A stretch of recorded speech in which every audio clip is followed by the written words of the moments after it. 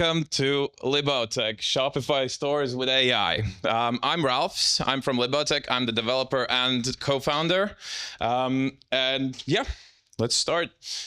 So just a quick agenda. We're keeping it quite loose. It's just welcome. I'm gonna introduce what apps we build, how we're using AI with Shopify. Then we're gonna do the first panel, and it's how Shopify agencies can use AI to scale development. We're gonna have a little break, then the next panel about AI and Shopify apps, and blockchain integration with Shopify stores that my colleague Davis is gonna do. And then just closing networking session. So I wanted to start with this screenshot of an email we received 2 weeks ago, and we just kind of laughed off it and said, so it begins, right? People are starting to use AI to do things on their own, right? They don't need apps. A lot of apps are going to be filtered out by just AI being able to do it instead of us. And yeah, some actually see this as a threat. Some see it as an opportunity. Some see it as both. I saw this as an opportunity to accompany some images with my presentation. So this is basically what I wrote. I said I was going to talk about Libautech. Please generate some images for every section that I'm going to talk about. And you'll be the judge of the result. So we're Libautech. We're based in Liepāja, Latvia, and we started in 2019 building on Shopify. So we actually are 3 people who met in a hackathon and decided, okay, let's build something cool together. It was never about the product. It was about the team, the chemistry, and just wanting to build something. So it was fun. Then so yeah, in 2020, we had our initial success with our most basic commodity apps, currency converter, and announcement bar. And the way we built those things is not, we didn't want to just create another app that's already on the market. We always wanted to do something a bit different. So for currency converter, we had a crazy idea. What if we just not put the currency converter at the top of the menu and that's it? We put a bar where we can insert it, and then the users can add multiple things like icons, announcements there, and everything else, just to be different. No one used it, but still, the big success was actually releasing something and getting it approved, getting our first customers. Those are the nice small successes. And then the big success was the announcement bar, where I think we were the first ones that created a rich text editor on the actual bar, so the users they were able to go nuts on how they format the message to the users. And yeah, of course, that's why we got featured on Shopify. The servers broke down in the second day, so we got success, but we weren't ready for it. So yeah. Then, yeah, next we built some more commodity apps, but that were a bit more serious, that went into hooking into the add to cart, modifying cart, adding things to the cart. So those were sticky add to cart and upsell apps. So we already were with 4 apps. And then we kind of decided, okay, let's stop with the commodity things and build something that no one has tried. And we moved into, starting from 2021, we moved into blockchain, just exploring what opportunities are there. Everyone was talking about it. We really loved the Solana ecosystem, so we basically did a lot of things there. And we thought, okay, let's bring blockchain to Shopify, because no one was doing it. And we built 2 apps, actually. One is Minty, which is you basically connect your wallet, and if you hold a certain token or an NFT, you get a discount. And the same we did for the other app, Discord, but that was based on Discord server roles. So yeah, by then we had 6 apps already. And let's see. And we actually were finding it really difficult to manage them. And we realized that these apps are starting to fall behind of what we can actually do, and we needed to start to make a system how to manage all of that together. And we started that in 2023, and luckily some help came, right? It was AI, which helped us refactor a lot of the code, re-standardize all of the components that we're starting to use. And I was even able to build like our own assistant, which I messaged from Telegram and said, okay, you need to do this support, or you need to do this modification to the code. And that was already hooked in. So that's how we used AI to develop our own management system, so we can scale, so we can support our existing apps, and so we can build even more apps for the future. And then, so what's the future like now? As I said, some people see this as an opportunity or a threat. So we have decided, we have figured, like, this is our vision, that there are going to be two paths. One is you need to do something better than what AI is doing. And how can we do that? You basically, when a user has AI to create anything for them, you have a blank page. When you get a blank page, you don't really know where to start. And that's difficult. It's so much easier if someone told you, okay, you can go only left or right. Instead, you can go anywhere you want. So that's why I think one of the vision that we have is having these guidelines for AI. Like, yeah, you can come to our app, you can come to my service or whatever, and we support using AI. You can maybe type or do like click button generate, but it's like in the lines. You have limits to what you can do. And so you can always feel safe that it's not going to go out of that scope. And in my opinion, it's very, very important. And the other one is doing things AI can't do yet. And I'm talking about integrations. So good luck to AI creating something like connecting blockchain to Shopify, because it doesn't have enough context. And if you don't give it enough context, it's just gonna make up its own, right? And yeah, for the next integration, we're actually really proud to say that we're getting back to app development, and this is just a small demo of an app that we're gonna be releasing soon. Another integration, so going into the one of our beliefs. So, and basically, yeah, just the idea is you can purchase in-game items from Shopify, and it connects instantly, and you get your items there. And that's it. Oh, by the way, yeah, our developer tried using the New Horizon theme. This took 2 hours to create, just typing, and yeah. And in the end, you will see that we have those items. Need to skip checkout. And there we go, fast forwarding everything. Yes, we got it. And yeah, so that's an introduction of Libautech. And the reason actually why I asked AI to create those previous images, so by show of hands, I'm actually interested. How many of you thought those images are okay? Like, okay, yeah, this is a presentation and whatever, right?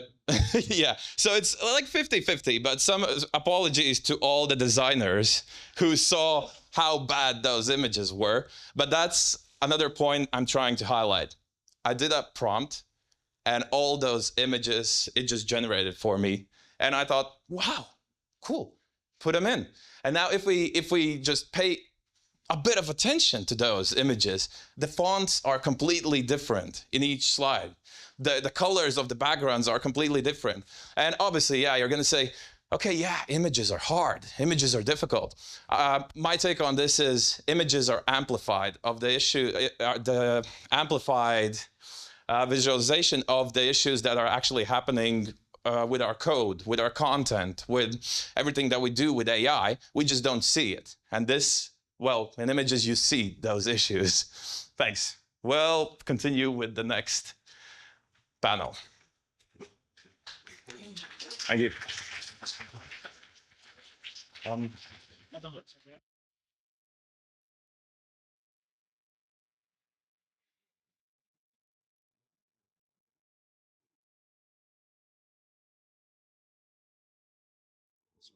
Hello, my name is Davis. I'm also one of the co-founders of Libautech, and I would like to invite to the panel first Joaquin from UnlockCommerce, Ricardo from VNStudios, and Maria from Driver Digital. So we will discuss with how Shopify agencies can leverage AI to scale development and their experience building with AI Shopify stores. So let's start by intro, so we can check if the microphones are working. Hello. All right. Thanks for the invite. So I'm Joaquin, co-founder in UnlockCommerce. We are a company specialized in e-commerce implementations for NetSuite customers, mainly B2E. We implement Shopify, of course, mainly B2E, and SuiteCommerce, and that's the e-commerce for NetSuite. Another fact, I started another company, DevShop, back in 2018 and sold it in 2 years ago. Thanks you for the invite and glad to be here. Perfect. So I am Ricardo. I am from Argentina, VNStudios. I am the founder of a Shopify Plus partner agency. We've been working with Shopify since 2016. We work with US merchants. And we are specialized on integrating Shopify with ERP, CRMs, and building what Shopify doesn't have out of the box. Thanks for having us here. My name is Maria Carter. I'm the Chief Technical Officer at Driver Digital. Driver Digital is a Shopify Plus partner agency. We're based in Brooklyn, New York. And I would say our client vertical is primarily luxury brands, mid-market Shopify customers, Shopify merchants, and we do everything from custom theme development to private apps. Thank you. So to start the panel, the first question will be where you use AI on a daily basis. It's more development, communication. Great. So our team is not that huge. We are 30 people. We are very specialized, or we have different departments, like the marketing that does all the content and outreach. Then we have, of course, the engineering team and the sales team. Those are the main. Where I would say we use AI most is, of course, content development. ChatGPT and other LLMs really do a great job in expanding the content. Or now with the deep research, you can really talk and dig deeper into contents that people really want to see. So more on general topics, more deep research really does a great job. And then for content-wise, technical team members that really want to give explain a topic, then it's really easy for them. Just give some bullet points, market takes it over and beautifies it on a content that makes sense, technical wise makes sense, and it's a proper article. And then the other place where AI makes really helps us out is, of course, in development and engineering. For the engineering team, we try to use many apps or IDEs like Windsurf or a Cursor. We finally got into Copilot because the team were mainly used in using Visual Studio Code. So, and basically what we saw is from all of the different IDEs, the best, they are all pretty much the same. They solve the same problems. It's great for scaffolding and creating apps in Shopify. It's not so good on bigger platforms where the context is huge, like NetSuite and SuiteCommerce, those are big platforms. But there we use it more for adding quality to the work that we do, optimizing the code, helper functions, adding validation. So it's more like in the final pieces rather than building full features. So not expanding anymore. So it's basically content generation and engineering team. Thank you. So in our agency, I mean, I am more like from building developer communities. So I am used to try every new AI model or thing that comes to the market. I just download it and check what it does. So internally in the agency, we are mostly using it for like code assistance to our developers. It's not building the entire structure of the app or whatever we are building. It's just like helping them on writing the next function or and in that part of the flow. And also we are building internal tools. So for example, us as an agency is complicated when you want to get a new deal. If you have a sales team and maybe the sales team isn't completely involved in the development process, maybe teaching them how to sell what you do, it's complicated. So we build some tools that, for example, it takes screenshots of the website and gives recommendations on improvements. So when you are chatting with a merchant, the sales team has some advice to give to the merchant. And then if the sales qualify, or the lead qualifies, then we are involved with my partner on the sales process. So that helps in speeding up the sales process. So to summarize, we are using for the developers in terms of like code assistant, and for the sales team building internal tools to speed up the sales process. Yeah, I would say similar to Ricardo, we're just testing everything. And we started testing everything, beginning of last year, really. Our sales team is using Avoma. It's like a CRM tool, lead generation. It helps with meeting notes. It helps with, conversation, parsing a conversation, pulling out bullet points, crafting emails for you, that kind of thing. We're also using Highlight. I haven't seen many people reference Highlight. Highlight AI is like an assistant that lives in your operating system.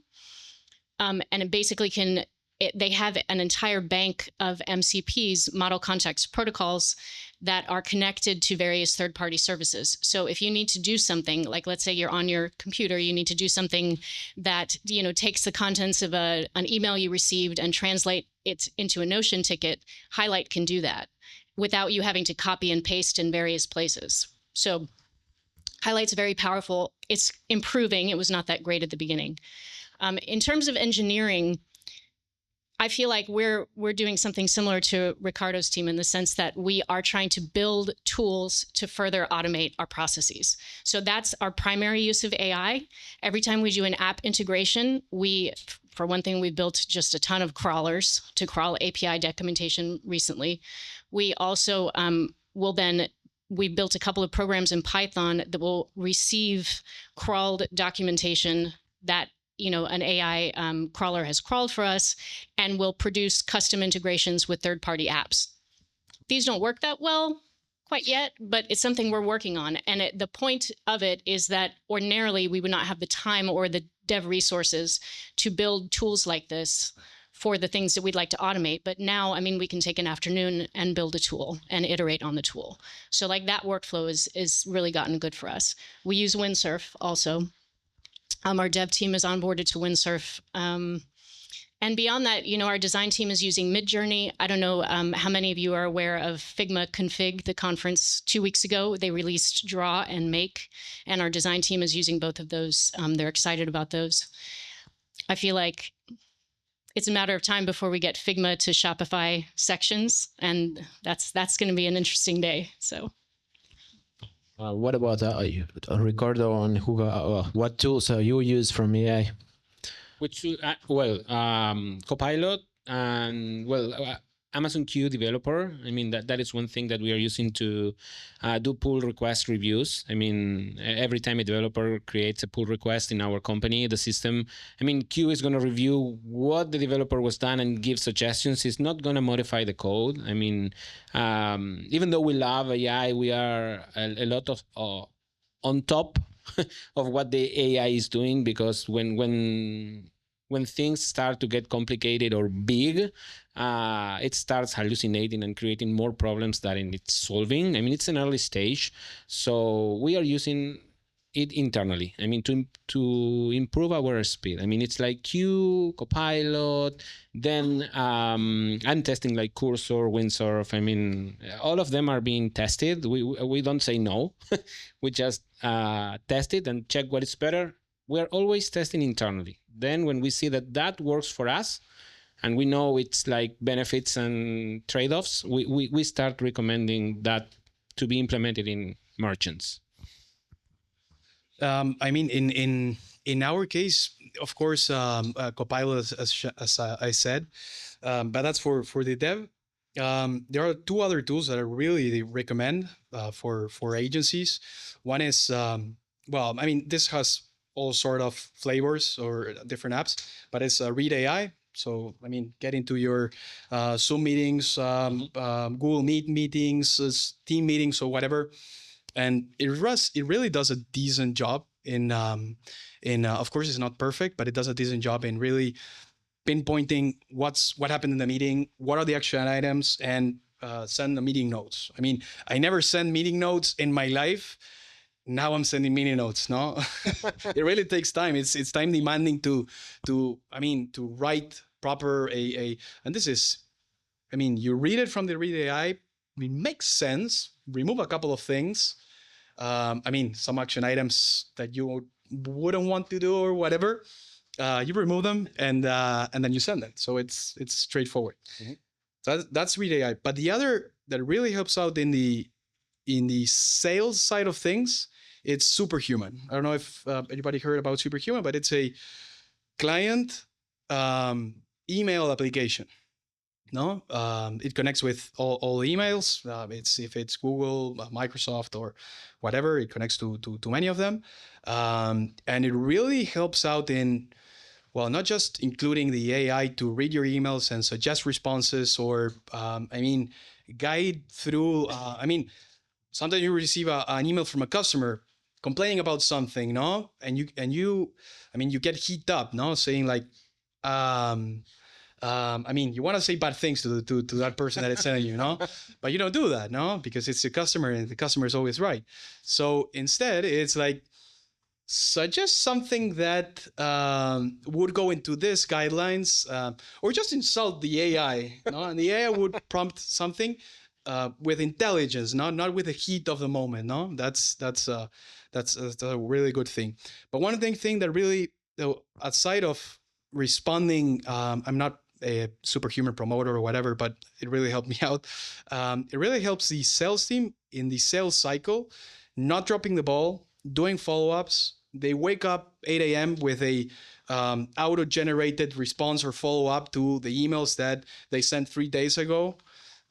Everything is done automatic, so they don't have to do. They just send an email suggesting, if it's a cold outreach email or if it's like a document sent for a proposal or whatever, they just wake up the other day or 3 days with a response already created. They just have to hit send, no?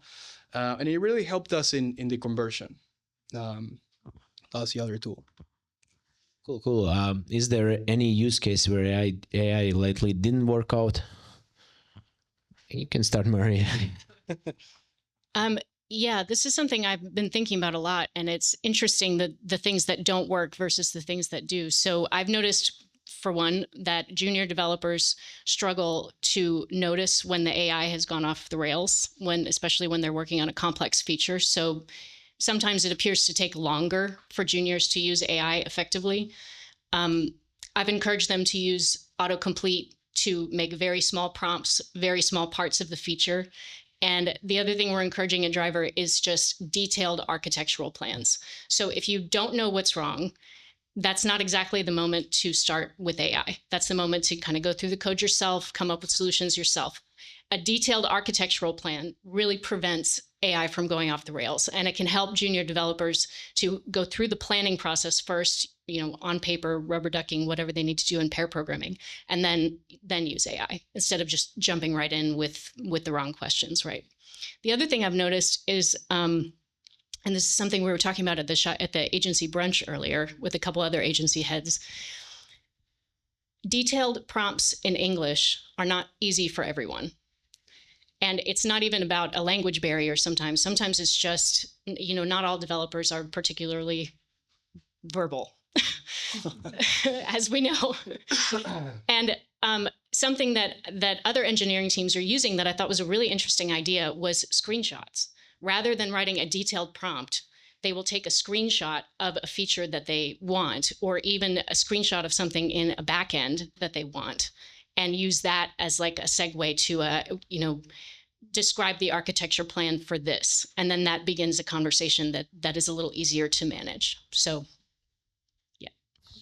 Yeah, I agree with that. I mean, when the context is too large, like for example, if you are onboarding into an AI model, a large code base, it doesn't do very well. I mean, you cannot just type a prompt and say, okay, refactor all this function. It's going to break it. I mean, and then when you are starting from scratch with AI and you don't have an architecture or a step-by-step task list, if at some moment the AI breaks whatever it is doing, then it could get worse if you don't detect that on time. And that's where the developer has to be very aware on what it's doing, because it might, I mean, I don't know, you have started coding something and, oh, this is great, I am in the vibe mood and wow, I'm creating the best app in the world. And then, okay, it broke it.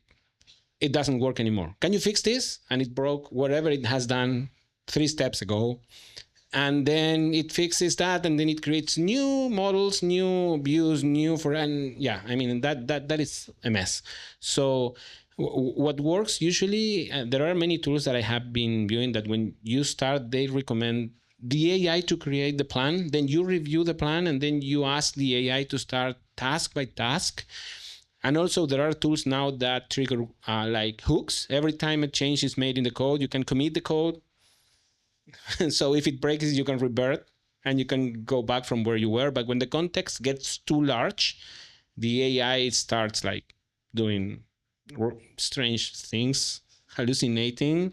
So that's where you know that as a developer, there is a long time that you need to be with the AI working. I mean, but yes, it's speeding up a lot. The development cycle is being like super fast. So I completely agree. Large context, it doesn't do a great job for now, at least. And then, I mean, there are simpler tasks that where I tried to introduce AI on simpler day-to-day activities, but I mean, it's easier just do it yourself rather than having an AI simpler task. Or even, I mean, I want to go one step forward. That not just creating the images for but I want to create a full slide, no? I mean, it's not yet there. I hate building PPTs and I mean PowerPoint presentations and all that. I need to do it. I need to find an AI that actually works on that. So if somebody has any recommendation that will. And I have one more: integrations. When you want to integrate multiple systems, no way. What about the client side? Like as agency, you use AI. Does client sees is it like if he knows like you are using AI, this client is like, oh, I don't want to pay more, or he doesn't see that it's qualified work or something like that. Did you had any feedback on that already? We don't tell customers that we use AI, but we don't hide it also, no? I mean, we use AI because, or we try to use, I mean, it's like small drops of here and there using AI to solve or to push forward, be a little bit more efficient. Nothing is game changer for now, in our case.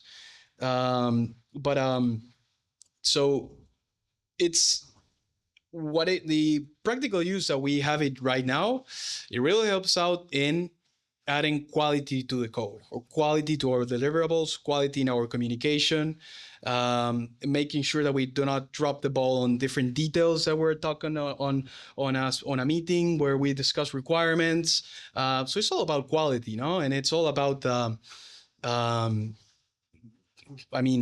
delivering, having better deliverables. So we didn't come across a customer saying like, "Hey, don't use AI," right? And I mean, and the UI that we use, we are not providing any like confidential details from the customer, now, because that also is important.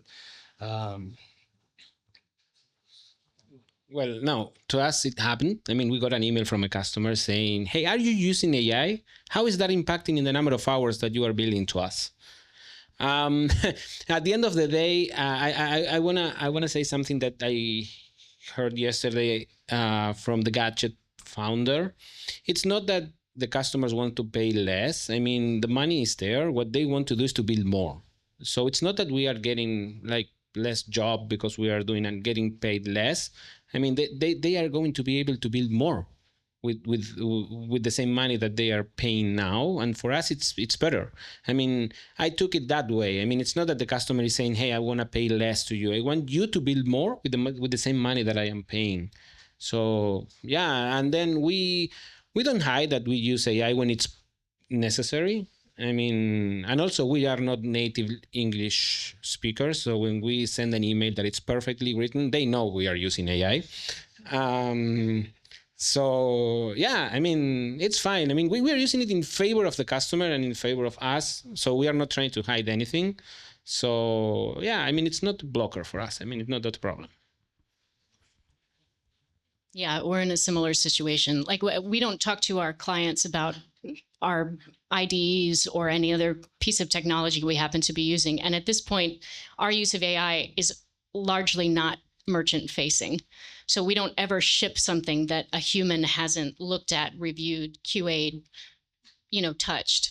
And that goes for emails, that goes for presentations, everything. It's just AI is not at the point yet where you can have, provide your merchants with like a bespoke experience that AI is generating. So you still have to touch these things. And we haven't had clients ask us about it. I will say, though, that one of the things we were concerned about last year was not immediately passing over the productivity gains we were getting from AI to our merchants. This is something we tried not to do. We were trying to keep some of that increased productivity and output and time for the agency so that we could do things that we needed to do internally. We have not succeeded in preventing that from being passed on to the merchant. It's just too difficult with billing. It's too difficult with hour tracking to try and keep it separate. So we are moving more toward kind of a value-based billing, and that seems to be helping. Rather than passing hours directly on, we'll say, okay, this feature is going to get you, a 4% increase in your conversion rate. So therefore, we're going to bill this for it, regardless of how long it's going to take us. So we're still working on that, but that's something we're considering in light of AI productivity gains. I think that I've heard the value-based billing. I think that has to be the new word. I mean, it's not per hour; it's by for value. I mean, yeah, because the hours are less, of course. And now the hard question: can AI in future replace Shopify agency work? I mean, I think it would. So agencies that do not use AI surely are going to be threatened, but I see it personally as an opportunity. I mean, get involved, incorporating AI into different processes. I think I'm in a disadvantage. I mean, I started 7 years ago the agency. I'm in a disadvantage with companies that are AI first, that start not scaling the team but scaling the AI. I think I'm in the disadvantage there because I'm getting a lot of some resistance from my internal team in adopting the different tools. Now the tools are there. Let's use them. This is the way to use them. We do certain tutorials, get into, but people and changing and using tools, it's not easy to change the day-to-day activities. So yeah, I mean, about that. So get into AI, and if you don't, that's where problems occur. Yeah, in my opinion, Shopify builds for the 80% of the merchants. The 20% is for agencies and partners. And of course, if you are today doing tasks that are like repetitive, yes, you're screwed. But if you are focused on adding value to those merchants and you use the technology in your favor, you won't be out. I mean, because you are working for the 20% of the merchants that Shopify is not targeting, and are the biggest ones. Yeah, Shopify is going to build. Like they release Horizons with that block builder. Yeah, it's perfect. I mean, it's not the customer that is going to call me to build something cool or something more specific, integrated with a system, or like solving a huge business case. So I don't think so. I mean, we're going to use the technology in our favor. I mean, yep. Yeah, to build off of everything the other panelists said, I'll tell you exactly how we're approaching this at Driver. Number one, we lost a senior developer last year who we have not replaced because we have not needed to replace him. So that's a bell in the night. Two, all of our developers, we're now hiring for skills that we might not necessarily have prioritized 5 years ago.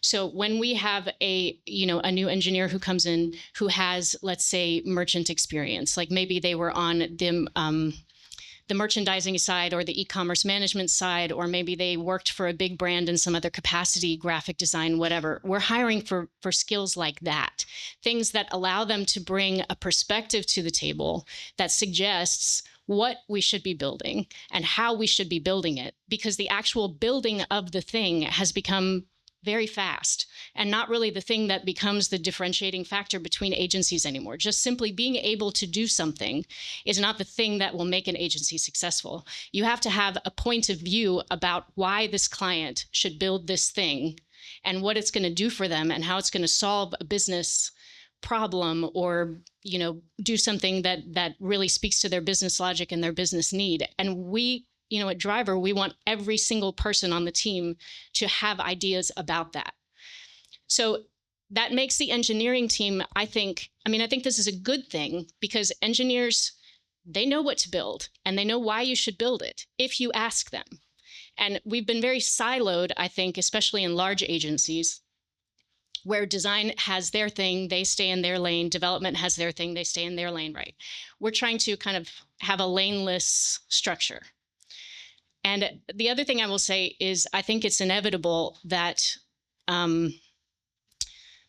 we will have, work is going to change for us. We will not need to build for our merchants very small features anymore. So the extent to which we are all solutions architects, this is the direction I feel like agencies are going. Perfect. Do we have any questions from audience? On the side, which category do you think is like least touched by AI? Least touched? Yes, like it's sales, it's definitely not development, like sales, marketing, or something else. In my opinion, operations. Yeah. Oh yeah, he was asking which area of a merchant is not heavily touched by AI. In my opinion, it's operations. Yeah, I would agree with that. I would say actually that our project management, this is so interesting. That's a good question. So I think that as engineering speeds up, this panel is about how to scale engineering departments with AI. But if engineering is 3 times faster, it's suddenly become very apparent to us that our scoping takes too long, and that there's a bottleneck at project management, and that we don't have an efficient ticket process. So all of these other things that were not noticeable are now becoming really, it's becoming apparent that this needs to speed up, and how can we automate this? And wow, this is really inefficient and it's way too manual. Yeah.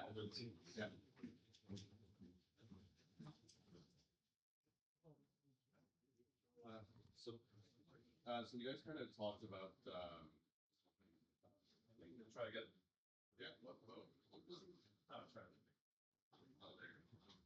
there you go.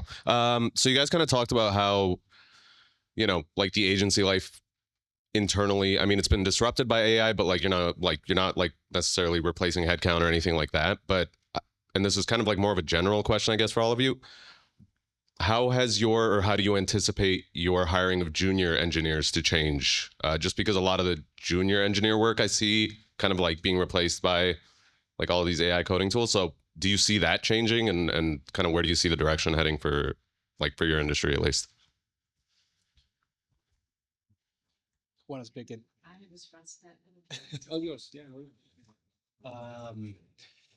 I mean, it's a very good question, and I honestly don't know the answer. I mean, and something that you explained a while ago, a junior.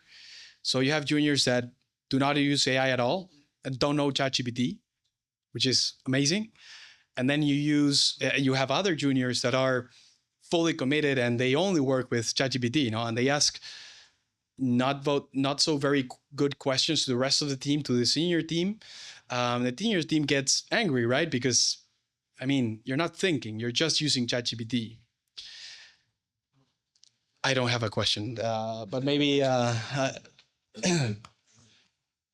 I don't like the answer to this, but the answer, the answer is that we're going to be hiring fewer juniors, because the goal, at least for us, is to increase the level of clients we're serving, the level of merchants we're serving, serve larger merchants with a smaller team. And ideally, we would have a team of all seniors. It's really hard to, we're training juniors right now, but there's not going to be like a revolving door of juniors, coming in that we're going to train. It's Maybe, just to add there, but juniors train them not in the coding only, but more into the business side. Yeah, that's absolutely the case. Yeah. We want them to be able to do app integrations and recommend apps and do solutions architecting and, be with a client on a call. So yeah, I think there's room for a specific kind of junior. Yeah, in my opinion, the juniority or being a junior, at least in the e-commerce ecosystem, it's going to change. You're not going to hire a junior to code. You're going to hire a junior so you can train that person on how merchants work, what they need, what they expect from an agency. So you are not going to look for a JavaScript person or a Python person. You're going to look for a junior that knows about technology, that has passion about coding, but is more passionate about solving issues for merchants. I think that that is the word. Yeah, it kind of answers a little bit of my follow-up question, is like, for those junior engineers, PMs, whatever, like where their work is being replaced, like what do you see them being able to do to like better enter the workforce, better like be able to kind of join an agency, for instance? Well, for us, nowadays it's hard to hire developers that are going to work in the Shopify ecosystem. They open the code and they say, "Hey, I'm going to work with 5 folders. What's this?" But this is the moment where the juniors that like solving issues for merchants. For me, the e-commerce ecosystem is a completely different world from standard development, even though you are creating code and apps and all that stuff. So yeah, the room for improvement, or where juniors should be focused, is on thinking and designing solutions for merchants. Yeah, I would add to that our most promising juniors at Driver have a diversity of work experience. Like, they did a boot camp later in life after they did a whole bunch of other stuff that all informs their ability to do good things for merchants. Yeah. I think it's where like people that are in operations or sales, or they work for merchants that are looking to get into the tech space. I mean, this is the opportunity for them. This is the time. What would you say should be the first steps to bring AI into the company if we're not on that point that you are right now?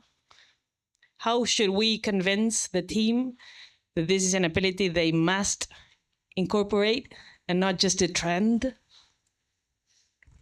I love that question. I mean, if you are the leader of your company, you have to start using it, and you have to leverage that to your team. Hey, if this guy or this lady is using AI, I should use it. I mean, you have to lead with example, and at the end of the day, if your team is with you, they are going to start using it.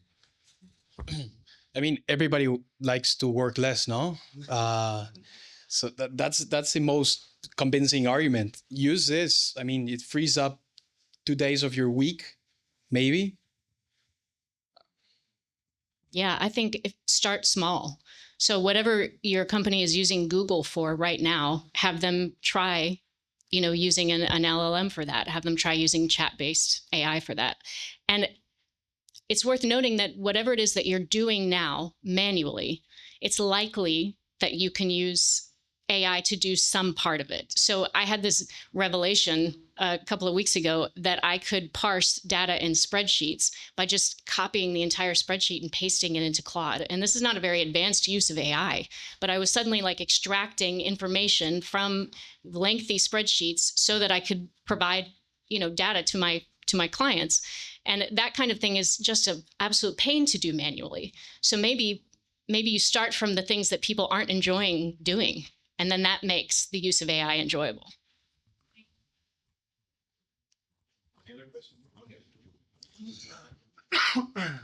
Thank you. Yeah, so you mentioned that AI has got some potential to change how SIs work on Shopify, and that that landscape's changing. How do you see AI impacting tech stacks like Shopify and e-commerce in a more general sense? I mean, I think that the way people buy in future may be a bit of a threat for Shopify itself and others as well, because why not? I can see a lot of people actually using AI to do their shopping directly. And so perhaps you don't need, how do you see it? How do you see the future of e-commerce itself? That's a great question. You want to start? Yeah, no, take it. I think this is, of course, my opinion. There are many. Yeah, Gemini is doing shopping right now. Perplexity, buy like a pro. It's doing. ChatGPT has now an integration with Shopify Checkout or whatever. So that's a new trend, and that's great. But what you get from those searches, it's you solve a problem, no? Which is great to solve that problem. No, I need this product. I have this problem. I need this product. So I search for it with the AI, find the products, and solve the problem. No, for that purpose, it completely works, and it's the best experience that you can have. No, AI searching for the product that you want that solve your problem. Now, the future of e-commerce, for what I see, is you have there your showroom. You have there your experience, your unique identifying experience that you offer your customers. That's unique. It's not just the products and the images that the AI can get and serve different customers. This is the way. This is your way. This is your style. This is that you can never achieve that through AI. Yeah, added to that, if you sell commodities, maybe it's going to change forever. If you sell, I don't know, something that can be easily bought and doesn't make any difference, that's going to change. AI is going to it's going to buy it for you. But as he said, the difference is the customer experience. If you provide support, if you give answers to the customer, you deliver on time, and I think the focus has to be there. If you sell commodities, but if you sell unique products, I don't think it's going to make a lot right now. Maybe in the near future. Yeah, I love that question. That's an excellent question. So I think there's a whole lot of levels that AI is going to touch in ways that it's kind of hard to visualize now. But for instance, let's say one level is you go to a merchant site and the whole experience of even trying of product discovery for the visitor to the site is completely different. It's just like, what are you interested today? I mean, I don't know how many of you have built like quizzes that create product discovery. Okay, this is irrelevant now because now if we have natural language integration, like what do we need a quiz for? Okay, but then that exists with product discovery at a much broader level. So the way that people are Googling, I want this and this product, I'm looking for, jewelry or something like that is moving into natural language as well. So the need to have like a really good Google search term is not necessary. And then you have all of these questions about like, how are brands going to leverage themselves into advantageous positions within AI's delivered results? These are kind of unanswered questions. But then there's like this deeper level at which you ask yourself, Shopify as a platform is structured so that all of us can collaborate on a kind of a shared code base is not the right word, but you understand what I'm saying. Like the whole structure of themes is designed for human developers.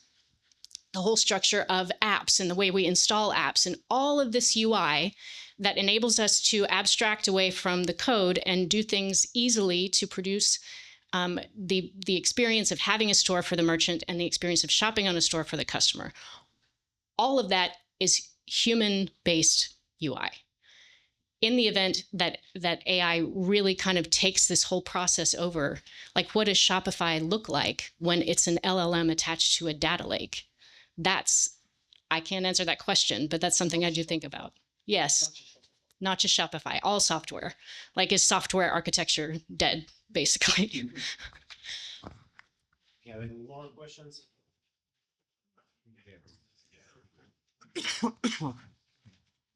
Small team, guys. Small team. Hey, sorry, I came in late, so maybe you guys talked about this earlier, but what are some tools that you use internally related to Shopify work, like whether it's development? I think some people mentioned slides. So yeah, like what are the names of the tools that you guys use or recommend to use and why, I guess? Thank you. That's it. Davis, do you think you guys could publish the tools that or a list of them? We're going to send it. Yeah, we can send them to you. Yeah, I mean, our team uses Windsurf. We use Highlight for the operating system. We use Avoma. These are these are just words I'm spilling out there. It's kind of hard to visualize, but a list would be good with some links. I'm trying to think of what else, like Midjourney for image generation. Yeah, we use Copilot, Q Developer, TLDV for meeting notes. Yeah. Then I'm trying to remember all the tools because when you start naming them, you say, oh yes, this is AI also. Yeah, I mean those ones are and some tools that we built internally. Which models like LLMs have you seen have better results? Like there GPT, Claude, Gemini, each one having their own new versions every few days. So which one have you seen has better results for which tasks? So in my opinion, I am fanatic of saying there is no one size fit all needs. I found GPT good at a lot of tasks related to generating content, improving texts or that stuff. That's amazing. I mean, I haven't used another one. Then I use Anthropic and Claude because it has all the MCP integrations. So like when you want to extract data from the database or you want to connect to third-party systems, it's native. You don't need to do anything. You just plug in the MCP and Claude, it's going to work. So I'm trying to get the most of them. I don't use Gemini. I mean, I'm more like an Anthropic and GPT guy. I mean, that's why. Yeah, we use primarily Claude for engineering, especially. In my case, this changes week by week. Like honestly, because the one that really helped us most or solve most of the problems or write the better code was Claude a month, 2 months ago. The first was ChatGPT. ChatGPT was the first. We got really good results. Claude better. Now Gemini for sure. And I have the last question as Shopify app developers. We're a team, and probably you also use apps for your stores. And how you see now, I don't need any more subscribe to this app. I will just use AI to build this for the client's store, and no need to anymore use that app. It depends. It depends, because an app, it's not just an app. You have support. You have a team that can help to address issues. I mean, because when you build a feature, then you are responsible of like giving support for that feature. It depends. I mean, if it's a simple thing, yes, I might build it. But if it's something that it touches the cart or modify, Shopify changes every 3 months. So I don't know if I'm going to take the risk of giving support to the customer for something that has been working for the last 2 years with an app and he's paying $10. I mean, I won't take that risk. In my case, there isn't for now at least. I wouldn't replace any of my internal tools with AI, mostly because we have so much work that if not, we need to dedicate part of the team to implement things internally. So you see the cost benefit in building something internal, not paying for the $2,000 a year for an app. It makes better sense to keep out using the app. I'm thinking about big apps like HubSpot, for example, or we use ClickUp for project management, and we use those are the two big that we use. But definitely, and this is something that I need to work on, is how to use NA10 or Zapier or whatever other tool here that it now has the NCP connectors, and by chatting you can interact with all different apps, and so I really need to work on that aspect. Right now, not there's no replacement for these big apps.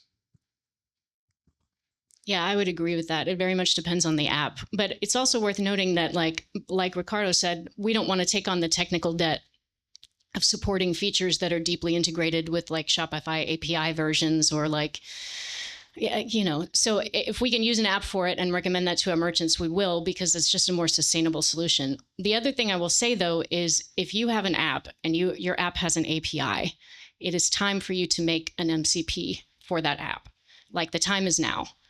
So a model context protocol would allow us to connect our whatever autonomous agents we're using for our agencies that are involved in our workflows, connect with your app and build custom integrations to clients. And that is like a this year thing that is going to start happening. And we're looking for solutions that have MCPs. Just like 10 years ago, you would be like, oh, this app has an API. Awesome. That's where we are. Thank you very much. And there will be pizza, some refreshments, and we will start in 30 minutes panel about AI and Shopify apps. Thank you. All right, so I've already introduced myself, but again, I'm Ralfs from Libautech, and I'll let you guys introduce yourselves as well, so people know that we're the team to talk about apps and AI. So my name is Zach McClung. I've got TaskHusky.com. We've been doing on-demand development since 2015 in the Shopify space. And then I also have Clean Size Chart, which is a Shopify app with over 4,000 merchants. And we use AI daily for it.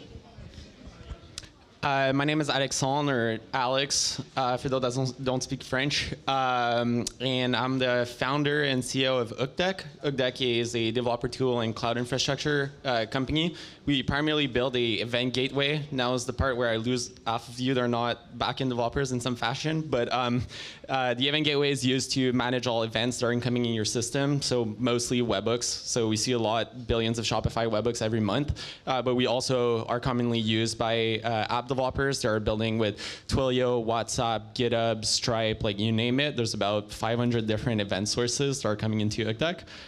But specifically, we're seeing thousands of different apps using Hookdeck specifically with Shopify. And so like we're very close to that ecosystem. And just like a bit of background, I was previously the CTO for a merchant, e-commerce company based in Montreal. And so I've had my fair share of love-hate relationship with Shopify over the years. And now it's good to like be able to kind of like come back a little bit more to this ecosystem and see everything that's like been changing over the last 5 years. All right. So basically, we've had AI gain popularity 2 years ago, and it's slowly kind of creeping into our workflows. I'm really interested in like how are you using AI in your workflows, like internal workflows? Is it making your work faster, better, both? Let's start with Zach. All right. So pretty much every day, if you looked at my MacBook right now, you'd see Windsurfer, you'd see Cursor, you'd see Claude Code, because it's a continual changing thing on a weekly basis. There's almost a new model, and they're jumping. The one thing that we're kind of struggling with right now is getting developers on board. I think if you're a developer or you have developers, you understand developers are kind of skeptical of it. They think they're still smarter than it. So that's one thing, you know, having both front-end developers and back-end developers, that's still a struggle to get them to use the code. And I think it's going to be a continual struggle for at least the coming months. A lot of them started to use the code or the tools when they first came out, and, you know, it gave bad results. And now it's trying to get everybody on board with it still. All right, so we'll start this panel by going off script right off the bat, and I'll jump on what you're saying. I'll defend the interests of my fellow developers. So I think like one thing that's very interesting, I come from like a product design and engineering background, and work in dev tools, right? So I think about how developers interact with developer tools all the time. And I think like one thing that's very important to understand is that like as part of your workflow, one thing that's very important is like just the ingrained kind of muscle memory on how to solve problems. And as a developer, you're like trying to solve the problem, and often like you're operating under deadline and pressure and that sort of stuff, right? And one thing that I personally have found like is very an hindrance to adoption of AI tools is that there's too much change from one time to another. And so like a workflow you might have figured out with like Cursor using Sonnet like 3.7 like 2 weeks ago. Suddenly you show back up in Cursor, and now you type in the agent for something and like goes off the deep end with just never-ending recursive loop of trying to like fix some TypeScript typing error. And the problem is that now you have to like, you're like, people will say like, okay, like you use like Gemini 2.5 or like try, you know, like Sonnet 4 or whatever. And those people are right, you're right. But the problem is that like, as a developer, you want to build that muscle memory and have like ways that you know you're going to be able to accomplish a goal. And it's very difficult to build that practice if the underlying tools are changing every other week, right? And I think like obviously I'm like you, like I'm trying to like stay at the forefront of it, but I'm also seeing this like battle that is leading to very poor developer experience, and I think is hurting adoption a lot. And so in some ways, I kind of wish that the tools would stop changing every other week, even, or at least like have a upgrade cycle that is very structured, in which ways like you can opt in like new, system prompts and that sort of stuff. Because like now they're just like changing that under the hood. You don't even know the system prompt changed, and like suddenly whatever you were doing doesn't work anymore that day, right? And I've been like personally, I kind of wish I could go back to like 4 months ago. Despite the models being terrible, for some reason, like the cursor chat mode has been way more productive to me than the agent mode has ever been. And so maybe that's just like a reflection of the context complexity of the application that we're working on. But I kind of like long for the 4 months ago, and I'm like, can you just bring it back? Like, please. Sorry, I like totally went off the rails right there. So in our case, like, yes, like we do all of that, and I think it's going to be repetitive from like what the guys were saying, the folks were saying on the previous panel. I think the other part that I find is very valuable in our case when it comes to AI development is for scoping and product design decisions. I find that going through scoping requirements with the agents is very good to bring out alternative solutions I didn't really consider. And so I kind of like see it as like a design partner for a lot of the work that we're doing now. So for instance, like recently we released a new feature that lets you decide what the retry logic should be based on specific HTTP status code. And I was trying to like figure out what's the best way for a user to be able to like encode like ranges, the status code, and have exclusion rules and inclusion rules and all of that in like a syntax that was simple. And like honestly, what I designed was like and what Sonnet designed was like actually pretty bomber, and so kind of just implemented that. And so I think those type of patterns are like very helpful for us. I'm trying to like think of the things that are not going to be redundant with what everybody said before, and yeah, a couple more things, but we'll get to it. All right. So my day-to-day basically is Cursor, ChatGPT, Claude, Midjourney, V0. All of those I open daily just to even compare like prompts and things like that, and just to see which model is giving me the best results. And as you said, I never thought about muscle memory, to be honest, but that's such a big one because I think MacBook is all about muscle memory. Like I usually switch between screens with the 4-finger swipe, and it's like increased my productivity. It saved me like, well, thousands of seconds, I guess, instead of clicking Control Alt or whatever, you know. But yeah, I hated the part when they switched to the agent mode.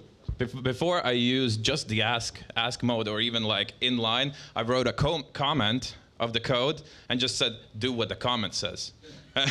That's like my lazy way of getting it to work, because I'm especially, yeah, like I don't like when it gets to read my whole code base because it introduces weird things. It's also slow. It's slow? insane slow. Yeah, it's like, I need to go read half the file in your code base, and like, well, guess what? There's a couple thousand in there, so like it takes a while. And that's not the worst problem at the moment. For me, it's sometimes like, I need you to edit this file, and it goes and edits like a completely different file from a different directory. and like, yeah, you always need to be like sharp to notice, oh, this is a different file. Wow, I did not expect that. But yeah, so that's my kind of workflow. Mostly I'm also just trying to keep up with the whole evolution of these things, because I'm messaging always my developers as well, just saying, okay, have a look at this. Codex was released by ChatGPT. I saw that is in early access, and I just wrote to my friend, okay, I'm paying $200 to see if I still have a job. Because it makes PRs for you, it does all those things, so it's basically advertised like, you just write a task list and it'll do everything for you. Don't worry about it, right? It didn't do translations for me so well, so I got like quite some messed up files. So I think we're safe, right? Well, I think the thing with that is it still struggles with task lists. Like it struggles going from one to the next, or building that. So there's still somebody that's got to be there to build the task list and make sure that it kicks off one right after another. Yeah, I wonder if they ever do like build a good task list for yourself, right? So that's a loophole, maybe. But yeah, okay. Anyway, let's continue with the next question. So, as I said before in the introductory presentation, we had 6 apps, right? And we couldn't do everything. Like I was the only developer, and I was trying to manage all these apps. Then we had to coordinate with designers, with marketing, with everything. Like it was a bit of a mess, right? So there were some parts unfinished, and I guess it's like that with every project. But we said we need a BA, we said we need a marketer, we said we need another designer to help our co-founding designer and things like that. Now, mostly, especially in my day-to-day workflow, I chat with V0. It gives me a really nice template. Then I give it to my designer, and he polishes it. And why this approach is, like, I wouldn't have it any other way anymore, because before, you got Figma file, with a nice design, but really bad or even not considered structure of what the element is. With V0, what I get is I ask it to build, let's say, like a widget, and I already see how it builds out the container, the text in it, how everything is thought out, even if we're going in responsive screens and things like that. So you get a lot more information just by doing that, and then the designer can only do his job, right, to polish it. Because I mean, Figma does have code inside there, like CSS code. Maybe I haven't found it, but it's not good. Especially when you use it with like Tailwind and stuff like that. So yeah, but yeah. Anyway, sorry. The question for you guys is: have you made like any? Basically, team has become redundant because of AI, or like for positions that you were thinking you should have, now AI kind of can complete those positions. Alex, what about you? Okay, I'm gonna go in another rant here. I think it's very important to remember that we're not in a cost-based business, we're in a value-based business. And so what that means is what you're building now, if you think it's competitive, it's just gonna get way worse. And the thing that you should be focused on is not on how much it costs you to create something, is how much value you're creating building that something. And generally speaking, I don't think like job or like people or team displacement is really that relevant a conversation, because like to me, it's like what you're spending right now is probably valuable if you're still in business. And so there's no real reason for you, if you're making a profit, to start spending less. Like the goal is to improve your quality and be focused on the craftsmanship and outcompete the others. And if you're focused on driving down your costs, you're gonna get outcompeted by the person that has better craftsmanship and are putting in the work. And so like if you're trying to optimize purely for margin, like it's probably not gonna last very long for you, or at least that's my mindset right now. And so I don't really see that many jobs like going away. Maybe like some, like if you're a translator, I'm sorry for you.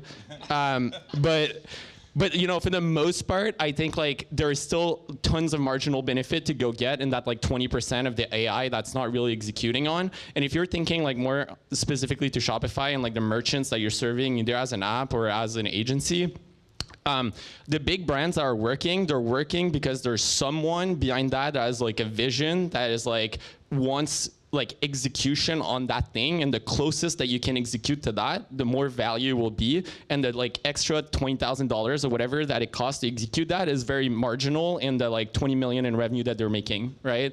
And so like how well you can execute that is really the thing that matters. It's not so much the cost, I mean within reason obviously, but like so I think like it's better to think of the AI workflows as like what's giving you like that 80%, so that you can spend more time on that 20 rather than like stopping at the 80-20, because we're moving in a world where 80-20 is not going to be enough, and like you need to go to that 95, 98, whatever, 100% if you're really good. And I would be like focused on that personally, or at least like that's how I'm thinking about it. Thanks. I love arguing this. This is what makes these panels so great. So we've already taken out pretty much our entire project management team and our customer service team because of it. Back in the day, before Shopify, I used to run a customer support team. And we had 10,000 requests a month, and we had 40 agents, and it was one of those things that's kind of how TaskHusky came about, and then our app, when we acquired it. And so there's a lot of support tickets, a lot of low-level support tickets that, you know, traditionally in a company you would use a level 1 rep and they would answer the question quickly. And they had a standard of like 50 to 60 responses in an hour. Mm-hmm. And they would spend their whole day do that. Well, they had to think about how to respond to it, and then they had to pull from the help doc to grab the information and then put it in a way that a merchant could understand it. And you know, now we're generating those in maybe 10 to 20 seconds because we've built those models, or we've trained the models to have the information from the help docs. And they do a far better job than probably any agent I've seen, you know, at that level 1 size. For example, when we request access to a store for the app, we need them to approve the collaborator request. And so instead of just saying, hey, approve the collaborator request and send them to the doc, AI actually generates the instructions right there in the support ticket. And that is something that we would have not been doing 2 years ago because it's time. It's all time. And especially when you are working like Alex, their company is a paid. Well, we've got a large free user base. And so they're submitting tickets too. And that becomes a cost center for us. So we've got to find ways to reduce the cost on that. Also, a lot of the social media now is generated by AI for us just because of the fact that we didn't have time to do it. And now we do because we can do a whole calendar month in an hour or two. Yeah, totally. And we have like a very large like free user base as well. And like our strategy there, and like to be fair, we probably because ultimately like what matters when I say craftsmanship is like the end user experience, right? And so in your case, like what you're describing is like that support is generally better. And so yeah, it happens to reduce cost, right? Like we'll take it. But it leads to better developer experience as well, because otherwise you're not able to necessarily like answer those tickets in times and so on. Like in our case, our approach has been to embed like AI type answers and so on, like in the documentation itself. And so most of our, although we haven't really automated like support itself, like we get like 3 tickets a day or something, because like most people just like go on the docs and they search like the AI there. Well, and I guess maybe to like pat myself on the back a little bit, it maybe speaks a little bit to the quality of the product as well. We don't get so many support requests, but maybe that's just me wishful thinking there. Well, it's also what type of merchant you have, right? Yeah. Our typical merchant for a size chart is one who's just starting up a store. They've got sold maybe on a YouTube video that they can make $100,000 a month for $30, and they need a $6.99 app to do that. But all at the same time, it's really good at building help docs too. You can take your code or the feature in the code, and you can just ask it to build a help doc, and it'll give it step-by-step instructions on how to build that. Storybooks as well, like you can fully scope out the components. Yeah, and it's awesome on that. And once again, that's somebody that maybe you send to a technical writer, maybe they're not on staff, but they're a freelancer, and now you don't have that anymore because you have a co-founder or you have a manager who can do that. Yeah, you're totally right. And like our users are developers, and so the rule of thumb is they don't want to talk to me. And so in general, that works out when it comes to customer support requests. All right. So we've talked about a bit of our like internal workflows and things like and themes and stuff. So I'm interested as well. Do you have AI in your products, or do you plan to have AI in your products? And like, are you gonna fall behind if you don't? Like.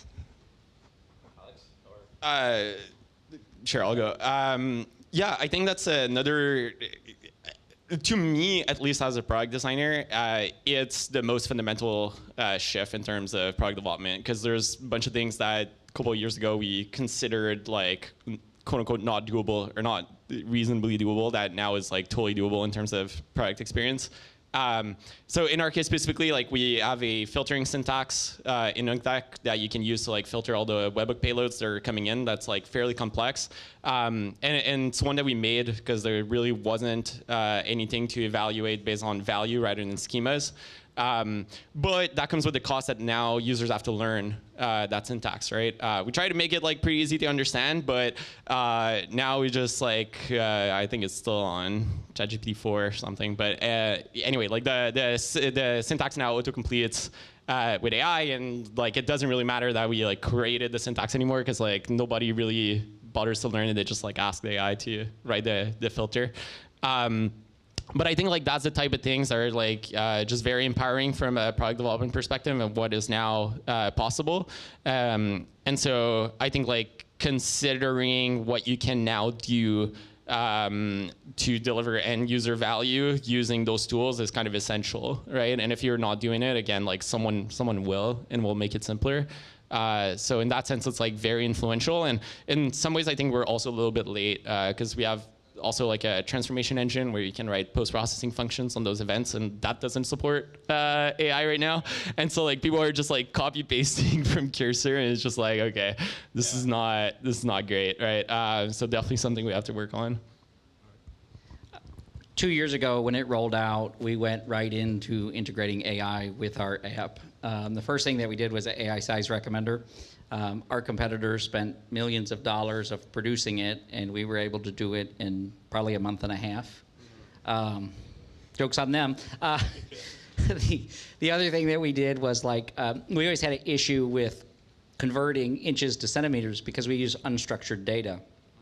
We believe that a merchant should be able to put whatever they want in the box. They shouldn't be stuck by just entering numbers.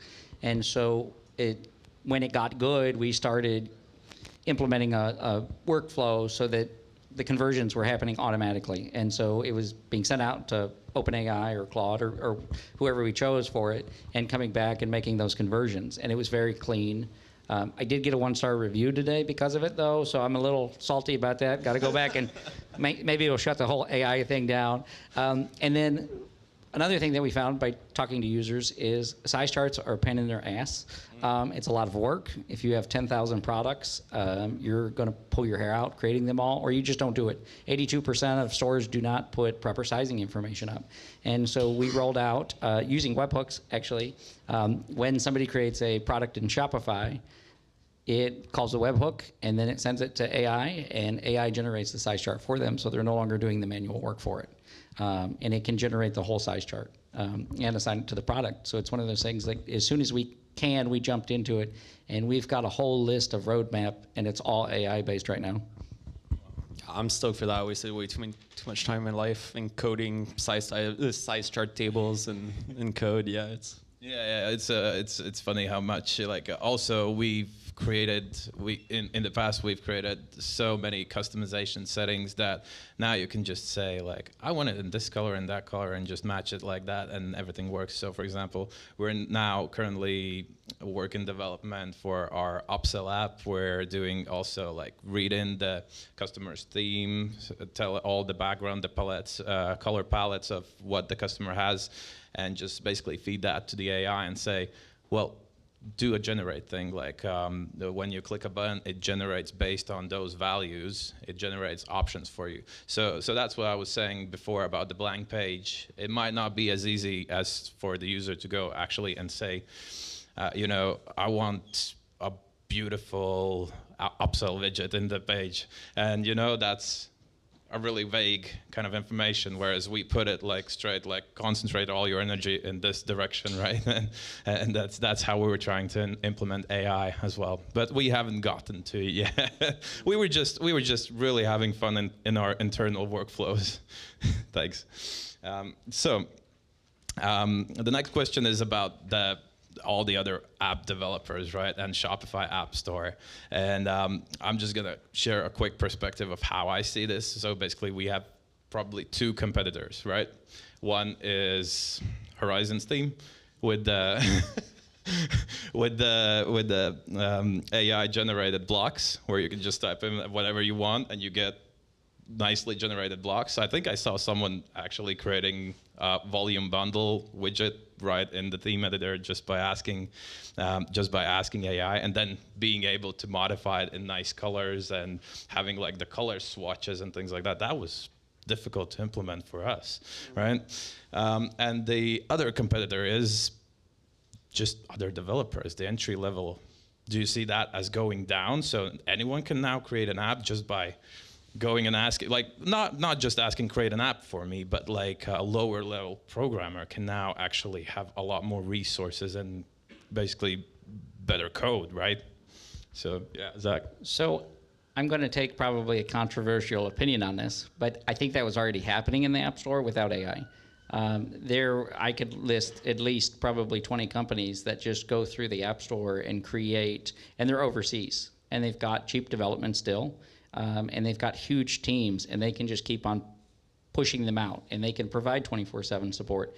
And being a U.S.-based company, that's what we're competing against on a daily basis. But going to your Horizon thing with prompting, I think the thing that we see with the type of merchant, that's in the App Store is the fact that they're going to put, I want an upsell, and then they're going to be like, this didn't work. I'm done with this. And then they're going to download an amp and install it because it's full featured.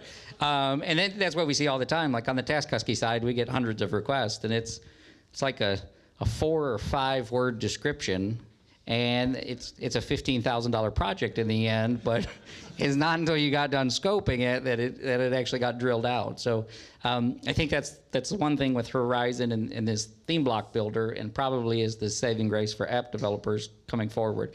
But I don't think AI changes what already existed in the marketplace, and that is these massive companies that are overseas who've got really low cost development that can pretty much produce an app 24/7 a day and for super cheap. I guess that comes back a little bit to the craftsmanship thing I was saying earlier. I think in some ways it almost evens their playing ground in terms of like those development costs and like where you can actually spend your time. And so if you're like on the junior side or whatever, I think it's important that like craftsmanship like comes from multiple places. It doesn't specifically come from like code quality or whatever. It's maybe like one factor, but I would argue in like the Shopify ecosystem, it's probably not that much of a factor. It's more around like on the previous panel they were talking about like people with distinct background experiences, diverse like perspective that can bring innovative ideas on how to tackle a specific problem, or just like willing to go very deep in the quality of it. And I have the impression that like merchants, at least bigger merchants, is what they're going to be looking for, because they're trying to execute on like that vision, and they want to capitalize on the marginal benefit of doing something just slightly better. That's actually a good point. So you're not worried about vibe coders, right? No. Yeah, because I just thought of a thing like even if you can do like quick projects, maybe even you're not as committed to them in the end, and those who stay with their products longer also like kind of win in the long run.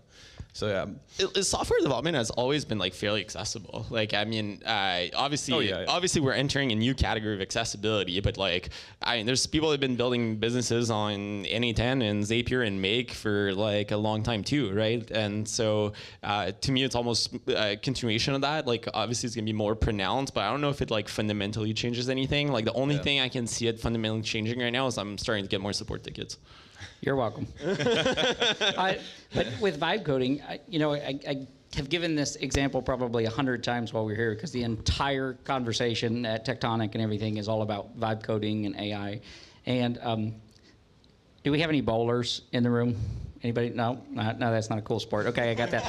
So I ran a bowling league, and we used to do ball raffles. And so you could have a whole wall of bowling balls, and you could put $5 a ticket up there, and people would not go as deep in the ball raffle or spend as much money if they didn't have the specific thing, the specific ball that was being raffled, if they had choices. And I think that's where AI comes into the fact. Like AI, if you know what you want, will create it and you can prompt it. But most people struggle with the creative side of knowing what they want. Look at companies in psychology, like you have a good, better, best model. Well, AI doesn't give you a good, better, best model. It gives you unlimited opportunities. And so what we found with that ball raffle is if we put a specific ball and I picked the ball raffle tickets would be through the roof. But it wouldn't be if I gave you unlimited options. And so I think that as an app developer, and a developer in general, the roadmap and talking with customers and generating that roadmap based off of kind of the pain points that they have, and then building faster because of AI is really the route that's going to succeed and keep you ahead of it. Yeah, I think there's one thing to be said as well about how much of what you're building is a commodity versus something that you can truly innovate on.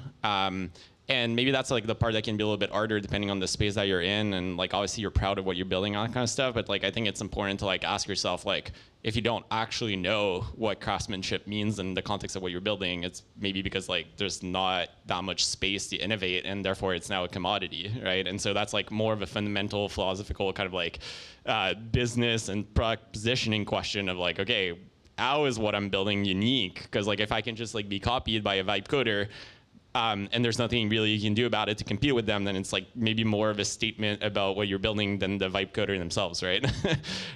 So it's kind of like important to take that under consideration. Yeah, definitely. All right. So is there a thing that you would like AI to be able to do right now that's kind of not ready yet, but you would like to see in the future and probably will? Bring back chat mode. Yeah, that's probably gonna happen. We find, so our app's built on Ruby, which pretty much everything in Shopify is built on Ruby, and it's still not that great. It really struggles with putting the whole thing together and overcomplicates things. And that keeps me from being a better developer. I am not a developer. I'm on the business side. If any of you taught yourself PHP, you understand that. It doesn't translate well. So that's one thing I think it kind of fails at right now is there needs to be custom models. It needs to go down and niche down. Instead of these large language models, it's happening in legal and it's happening in medical. And I think if we got that in coding, which obviously Cursor and Copilot and all those tools are doing, but even that, I think that is too general. I think Cursor claims that they have 135 languages or something that's supported in it. And also it's moving so fast, whereas in AI, I mean, with search it helped, but does AI, I mean, search is behind. So, Google indexes it and maybe it shows up 3 months from now. And that all of that process is slow. So it's one of those things, like, I guess that's what I would like to see. Or maybe I don't want to see it. Maybe that is the strategic advantage of the fact that it can't do it, and that's what's going to keep us all employed. It's playing in my favor right now. Maybe we can get caught up into that, but because our ChatGPT is now a #1 refer, and it grew 300% in the last 3 months. It's now surpassing Google or organic results in terms of customer acquisition for us. And so I'm all for it. And plus, like, the cutoff means I at least have 3 months going like that before someone outcompetes me. Yeah. Sorry, what was the question again? What I wanted to do, yeah. I mean, like, yeah, I like, they talked at length about that, but I think when it comes to like large and complex code bases, there is still a lot to be desired. Like, you can see the trend that it's going in like that direction, but right now, I will say it's like failing at implementing most things that we try to, and like it tends to work well on like specific functions, like specific implementation, autocomplete, obviously, like all very good, but like I personally haven't seen like the agent promise like really work in our context, and that's what I would like to see. The last part, and maybe kind of like touches a little bit on what I just said, but like I think it's going to be very influential for customer acquisition in general. But right now it's a black box and there's basically no real tooling around it. So like in my case, I can see like, I'm saying ChatGPT, but it's like LLM at large, right? Like just like growing as a channel. And then you're like, well, what do you do about it? Jack shit. It's like, and so like we can like speculate all day long about like the specific things that we have to do, and then maybe in 3 months when there's the new like training release, like it results in like something different. But right now there's like no real way that we know of like really influencing that, and so I like something I very, very much like look forward to is like when we have the kind of like maturity that we have around SEO and Google Search Console and that sort of stuff, but like for the LLMs. And I think like the one that will crack that anyway, like, and obviously my bet would be on Google. Like, I don't think it's surprise anyone, but I think like cracking that is like going to be completely revolutionary to like how we're actually doing like customer acquisition. And if there's like one point to like touch on, like specifically when it comes to this, I think like one thing that the LLM search is actually performing really well, I think, is on uniqueness. And SEO search used to perform very well in comparison because you can like literally buy like a SERP like top place result to a page that like does A and B comparison with like a little table and like however how true that table is, but like the point is like you can still put it up there, and LLMs don't really tend to go for that. They'll just like go for whatever is like the most ubiquitous and like the training set. And so if you're in a very competitive environment and you're not like the most ubiquitous, then you're very unlikely to get featured by the LLMs. While if you're doing something that's like fairly unique, then it's the exact opposite. They can like surface you on things that people wouldn't have searched for, right? And like in our case, like we're calling what we're building an event gateway, we kind of made up that term, and so like nobody's Googling it.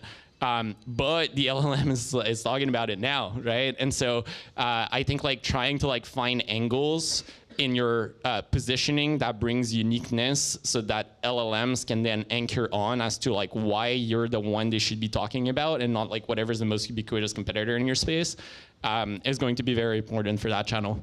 That's interesting. Well, and ChatGPT or OpenAI just released a feed, or it's coming open, so you can start training it on your products as far as a Shopify merchant. I mean, Shopify had an integration with OpenAI. They released Boring Editions, but then it showed up in their docs yesterday or today that they're going to release some sort of panel where you can actually import your product feed from e-commerce stores to start, affecting those results and start making it easier to train it.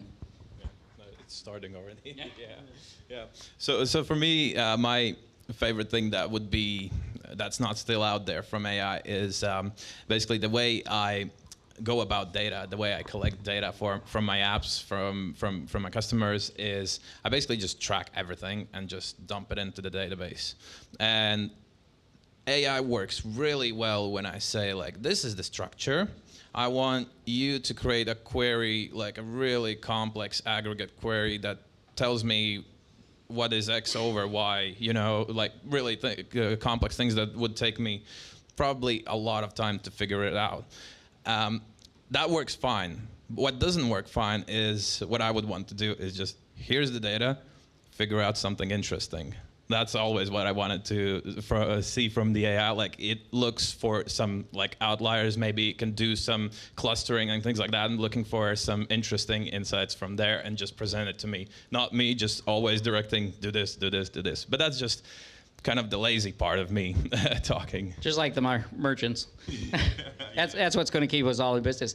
But I think that goes back to the whole specializing, right? If we get specialized models on top of the LLM, it's going to take care of that. It's going to know what to look for and why it should look for that. So yeah, for my last question, I just wanted to ask, during these 2 years of AI revolution, have you made any mistakes that you would like to share? I let it wild in my code base. And it was a bitch to clean it out. I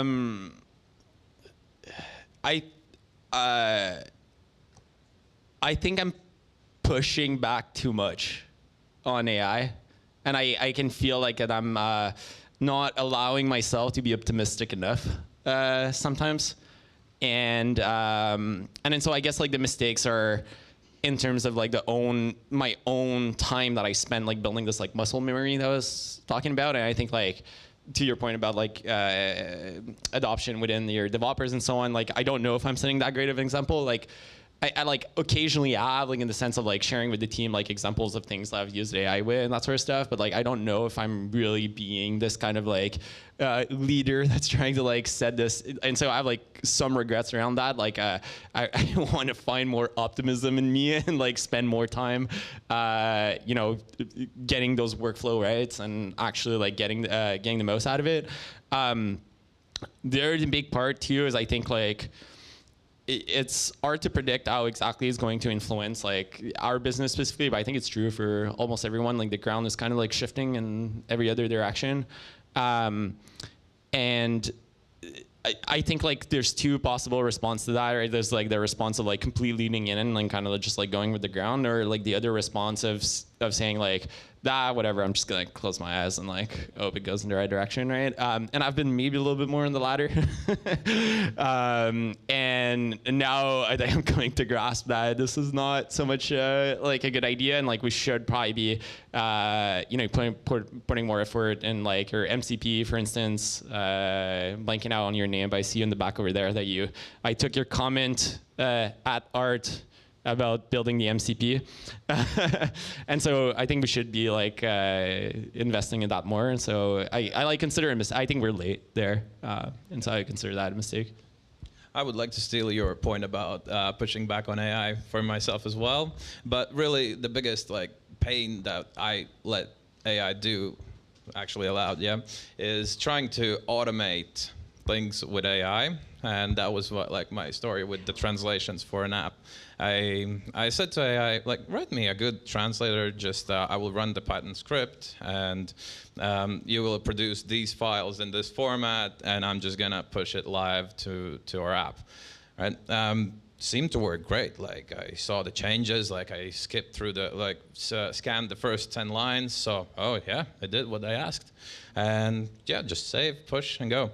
Like 2 days after, I visit the site in a different language just to test. Why I did that 2 days after, I don't know. but yeah, I did. And what I'm seeing is it actually did the translation in the format of title, colon, and then the translated thing, or translation, colon, and the translated thing. And it was such a hard thing to spot if it wasn't like the H1 tag, like the heading 1 on the first app page. But yeah, because some of the lines it did good, some of the lines it did bad, and now, yeah, don't let it run unsupervised. So yeah, so that's it from me. Thank you for listening. Are there any questions? You can take this mic. Help me out. Cheers.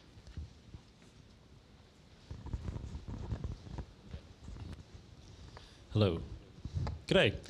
I have a question for Zachary, sorry.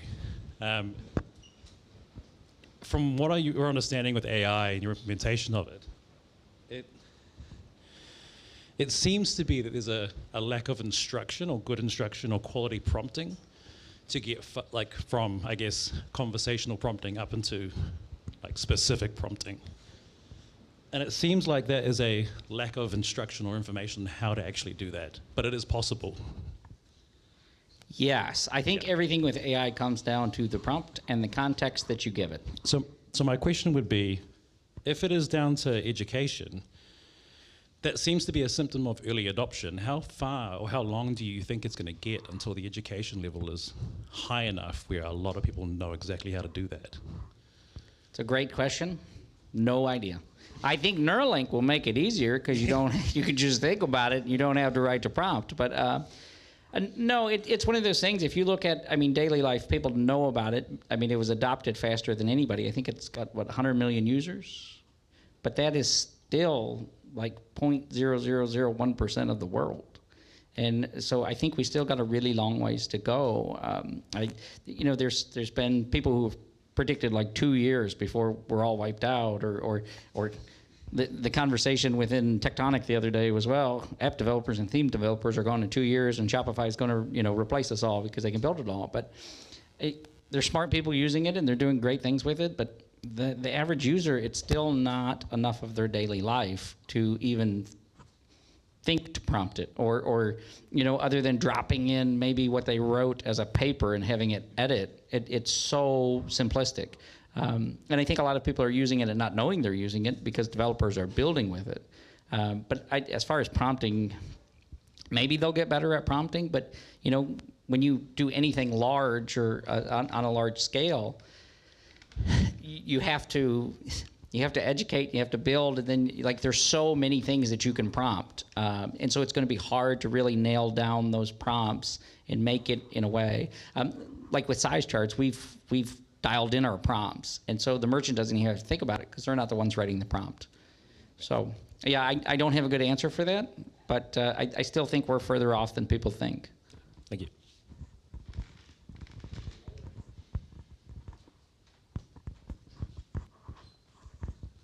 So we kind of heard about it from the agency perspective, but how do you guys see your relationship with agencies changing, like in the biggest way, besides just like obviously them coming to you with slightly more complex requests? Like, do you see it changing in any other way in the near future? I'll start with a quick one.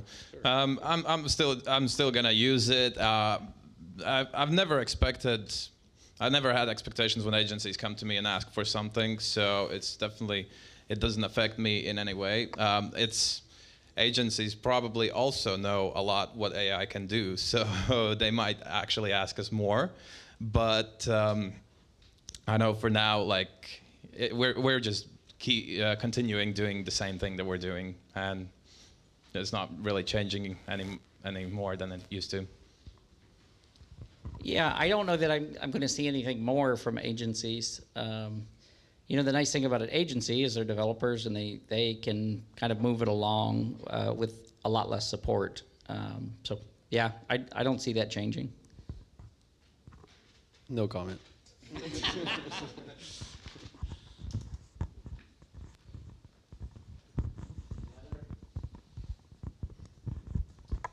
All right. Well, thank you. Thank you for your attention.